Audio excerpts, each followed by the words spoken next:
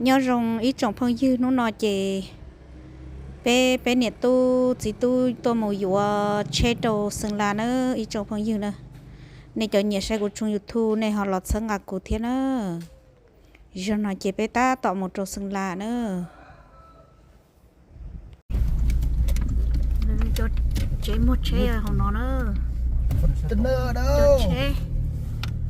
chế Fortuner nó nữa giờ làm tàu khởi nhổ lỗi đợt còn làm tàu khởi giờ còn có hộp bỏ giờ thay uống cò cái tôi xong tôi đâu là lúc chế một chế nữa thế này phía chế nó chị lớn bay cho lò mua xưa nè lúc chế thì lúc bên nào chế lo một chế nào cái anh này chỉ tu thì tôi nhăn là nó sẽ chơi rồi chả nó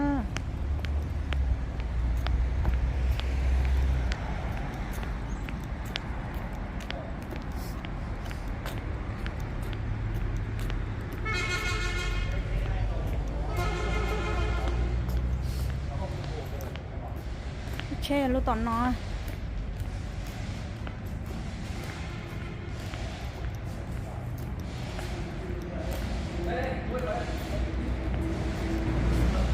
chơi lúc nó nè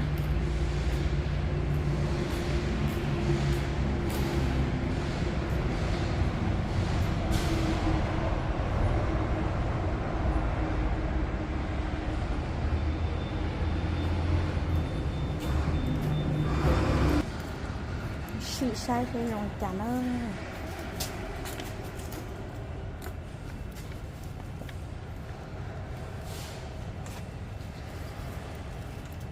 cái rong rổ nè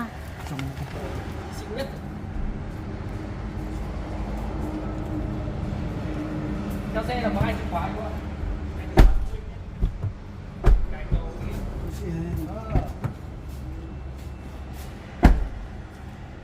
Nhẹ nhàng và số bán cao trình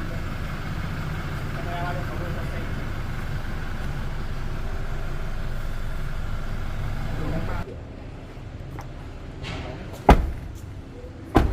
Số 7 chú.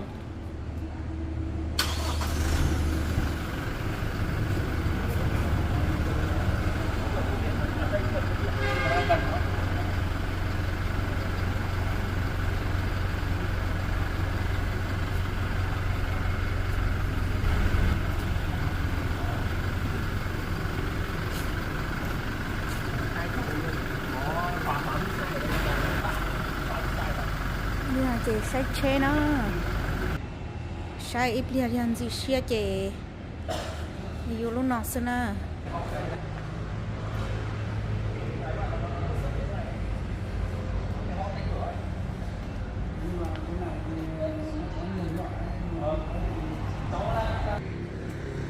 Cho để 2 cái đây, hai cái.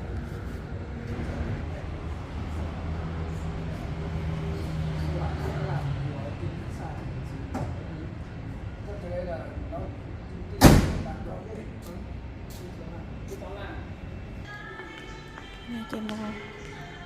thể nhiên rồi lại nè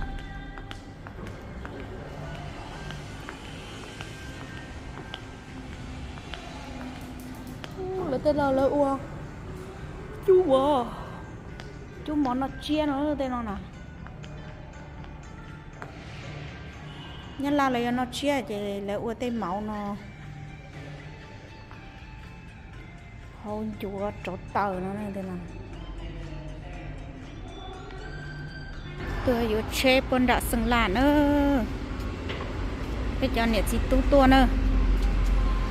là một bó tón để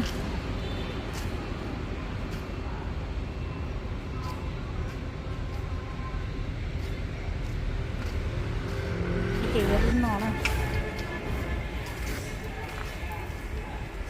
chỉ lấy một lò cho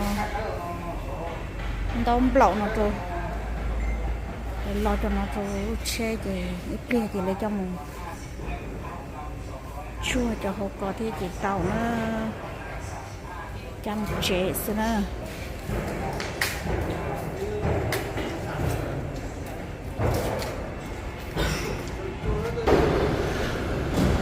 lúc chế lúc nào nữa đi trên nó là từ lò tàu ta là chạy lò trộn sáng động nó nữa chứ nào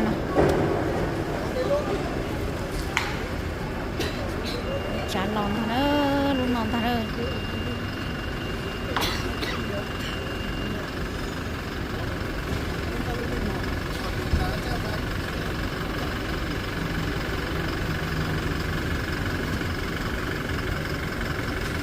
cái mùa đó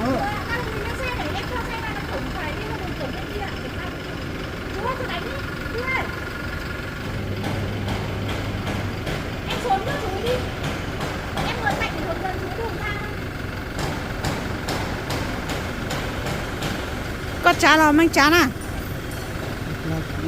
hả cái nhạc siêu cái mồ hôi chơi quá về không hai cái đi thẳng đấy, đi thẳng đấy. trong này không còn cái gì nữa quá. Dạ. Chiều vâng giờ chiều có đi đăng kiểm thôi. Chiều chú quay lại đây nhá, 1:30 nhá. 1:30 đăng kiểm nó mới làm việc. Cái ở lúc đau này. Cái ở lúc đau không? Nhá luôn, nhá luôn vô lăng nhá rồi. Này nặng thôi. Giải ra nó giải được bây giờ. cho nên chỉ bên một nó sù nó nó nó sù ít liền mà cho cá lò quần tông tạo mình chỉ thiên lý tao một chế nữa anh phun cầm tàu á phun nó xuống ra nó xuống ra đối với hành vi này. Tuy nhiên, đối với hành vi liên tục gọi điện quấy nhiễu đến các đường dây nóng làm cản trở hoạt động của người thi hành công vụ thì có thể bị xem xét truy cứu trách nhiệm hình sự về tội chống người thi hành công vụ theo quy định tại điều 330 Bộ luật hình sự 2005. Nằm ở xã Cò Nòi, huyện Mai Sơn, tỏ chạy lại đang tăng giá bảo năng suất chất lượng. Các hộ trồng chứ nó chỉ một ăn tốn từ làm gì nó cái xăng to nó bắn lên 24 gì nữa chứ nó chỉ mua đồ bể là luôn cái nào nó cũng 24 hết muốn tốn tới tê rồi địa phương. Quý vị và các bạn vừa nghe bản tin nông nghiệp. Cảm ơn quý vị ở đây đúng rồi đấy đàn trẻ Pelu là bà con đang tích cực chăm sóc sao sáng chưa Pelu được giá để trẻ Pelu đừng có Pelu này mời quý vị và các bạn nghe bài viết của phóng viên Trần chơi tao con lò gà hấu à gà hấu chê lấy cho bé mù đăng kiểm à gà hấu mấy năm gần đây khu đó chăm chút trong dưa hấu đón Tết nhiều hơn vì luôn cho nguồn thu lớn hơn các vụ thường. Năm nay gia đình bà Xuân Giống mùa hấu nó cắt tờ dưa hấu mai ăn tim gần gấp đôi năm ngoái. Theo bà ba cháu đang mà đăng ký tài chính chắc khá nè hiện vợ chồng bà đang dùng sức kiểm soát nhằm đảm bảo vụ thu hoạch dưa đúng thời vụ và đạt chất lượng. Trồng tiền Tết đồ xài Tết thì chỉ mình trồng dưa này nó rảnh hơn thuận mùa hơn các thứ khác. Dưa này chơi lúc từ cho sắp phải nó chơi một hậu thì lấy chúng một chụp ảnh cho bé mua một đăng ký là khá rồi nhá là chụp ảnh hết rồi chụp ảnh mua quà cho bé kia tà mà là mà rau chế cho bé nữa bao cung tôm xuống giống vườn dưa hấu đón Tết. Hộ làm ít thì trồng trên diện tích vài ngàn mét vuông, hộ nhiều thì xuống giống trên diện tích hơn 1 hectare. Gia đình ông Nguyễn Văn Kiệt tận dụng toàn bộ diện tích đất quanh nhà và bờ bao cung tôm xuống giống được gần 1.200. ý xem là chuyện này tự do li ishi nó ishin dan đó là chị bé hạt chứng cho chế là đặc kiện đậu lấy khu nó này bé lúc chế lúc tao nó này lúc đây đâu tao nó nó có bao nhiêu số bây giờ cho một đặc kiện mà thiệt tàu một chế nó chế chung luôn nó sẽ để thổ tư thiệt tàu nữa sẽ yếu mau thiệt cháu cho nó tới giấy xì lờ tan cho ít lên lên nó phụ tòn nó chạy bỏ lên vô nữa ít lu tay ít lu xưa nữa Thôi từ thiệt rồi lú đó trông luôn nè chết lo chết mẹ vụ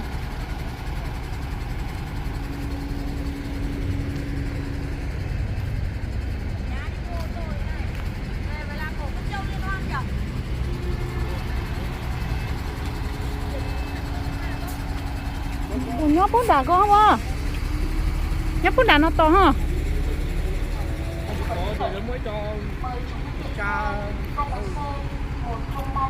Ta muốn đặt coi lấy chai nó chưa dùng chai vào.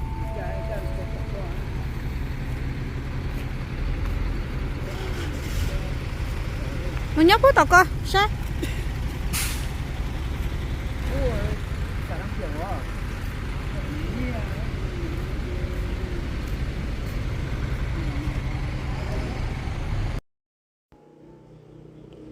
Bé xin chỉ đi nào xem nó ít trong phong như nó cho nó chế tới trong tu là chế bé xin chỉ đi nào lửa nó bé mà xin chỉ lên ra chia nữa